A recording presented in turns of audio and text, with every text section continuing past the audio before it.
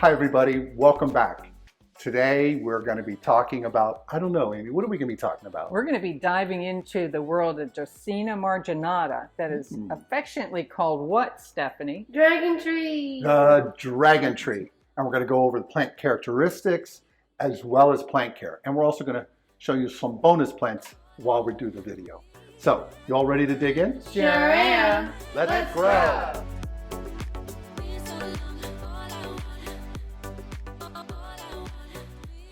Okay, we're going to first kick this off talking about plant characteristics, but before we do that, let me tell you the botanical name. The botanical name for the dragon tree here is Dracaena Marginata. The plant also goes by the common name Dracaena Marginata, and it's a really cool house plant. There's one thing that we're going to tell you in a little bit about in plant care, about how to best grow her in your home. That's very important. But let's talk a little bit more about this plant. She has these long, slender stems, and we have this one. What style is this that we have these three? We have actually three trunks. Is it braided stem? Yes, braided stem, thank you.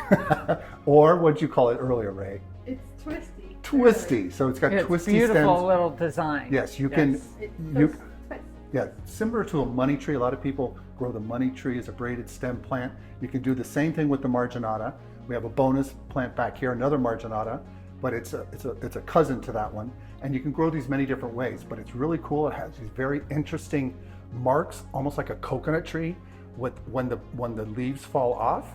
And when the leaves fall off, they'll usually fall off at the lower end, and it's totally normal. And when they do, they leave a little marking on the side of the stem, which gives it a really cool, visually appealing trunk.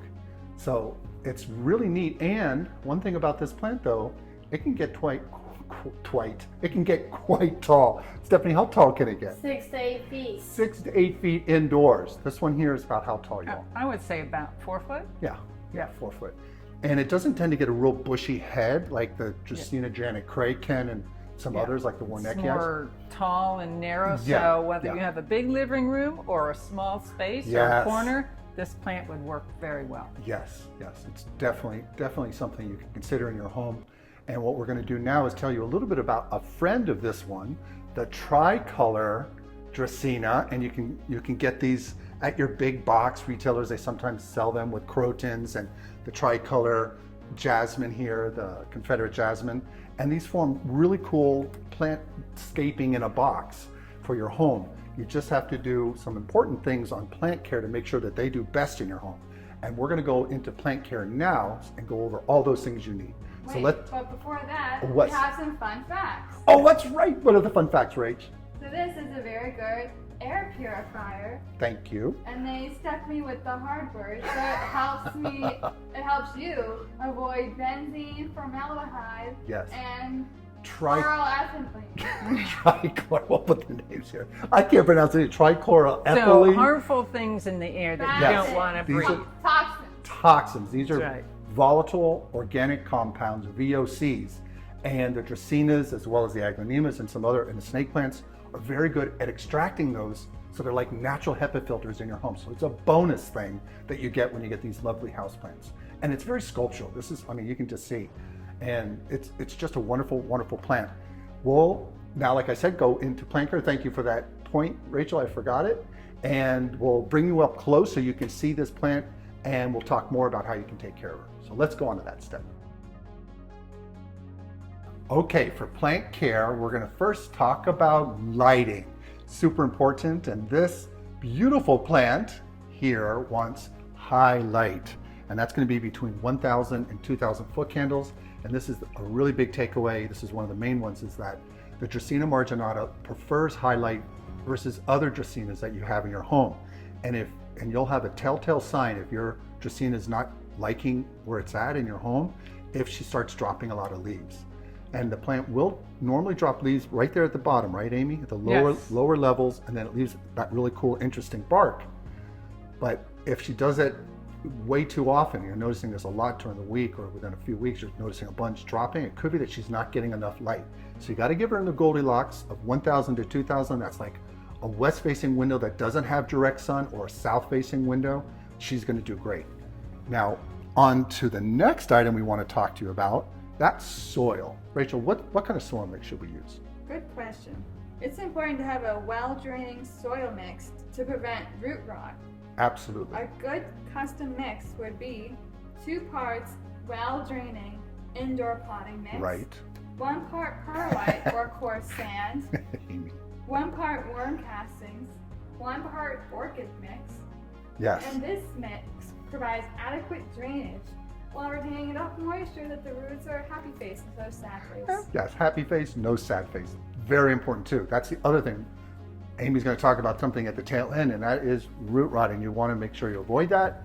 And this well-draining mix, especially with the orchid bark, will help move the water through, but allow some nutrition to stay in there with the other ingredients, especially the worm castings. Go on to watering. Yes, Steph. You should water probably every 7 to 10 days. Right, and then in the wintertime you can water a little bit less, but we do recommend that you do the 2-knuckle rule, or you take a bamboo skewer and you stick it down a few inches, and Amy's kind of doing a little test there for you, and you pull it up, and if it's moist or sopping wet on the bamboo skewer or your finger, or you see a lot of soil sticking real heavily to your finger, then you could probably hold off on the watering. That's a quick, easy plant hack for you there. And now, besides watering, Stephanie, what's the temperature and humidity that this plant would like? 65 to 80 degrees Fahrenheit. Yep, that's the ideal temperature. She probably prefers it to be a little bit warmer than the others, so that's where if you put her naturally in a west-facing or a south-facing window, again, west-facing without direct sun. Now, this plant can also, FYI, can grow outdoors, and they can grow in full sun, but indoors they get acclimated to much less light, and so if you put her in the west-facing window and she gets direct light, she's going to burn, because these are grown in shade houses, and you got to be careful of that, because it can really set back your plant. He likes humidity of 40%. Great, thanks, Steph. 40% humidity is ideal. Now on to fertilizer. Use a balanced liquid fertilizer. Yes. This is important. Diluted to half strength. Yes. Once a month during its growing season, which is typically spring and summer. Right. So you're going to look for a fertilizer with the NPK ratio of something like 10-10-10 or 20-20-20. Yes, and there's many out there. We like Jack's, but there's Espoma makes some, and there's plenty of liquid fertilizers out there for folks to get hold of and use for the plant. But this plant is quite resilient in that she doesn't really need the fertilizer. If you forget to do it, she's going to do fine. Now that we talk about that, we're going to talk about one more thing. And Amy, what is that? That's the pests and diseases that Yes. can affect your plant. Yes. So there's spider mites, mealybugs, and of course we mentioned the root rot. So Yes. the spider mites, you'll notice maybe some yellowing on the leaves. Yeah, you'll also or see little red dots, and because she's got red margins, it's kind of hard to see, but the almost spider like mites, spider webs, and they will do, and you if will you get a see heavy that. infestation, you're going to see those webs, but they're very small. And the other plant is the mealybugs, which tend to get into the nodes of the leaves where they attach to the stem.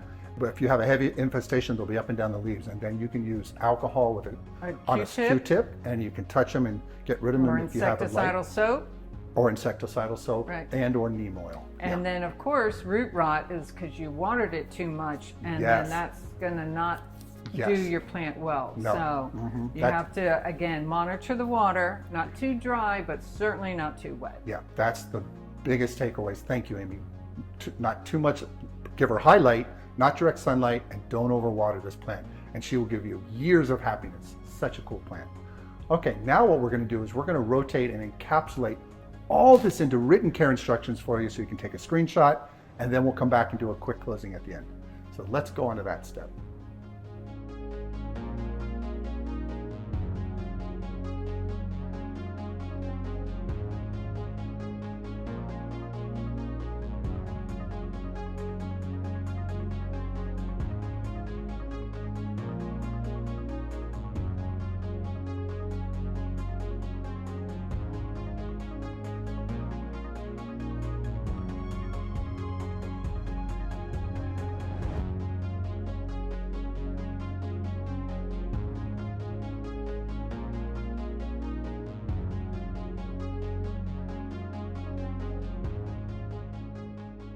Thanks so much for joining us today. Did you guys have a good time? Sure. Sure did. All right, so Amy, if there's a question that people have, what are they supposed to do?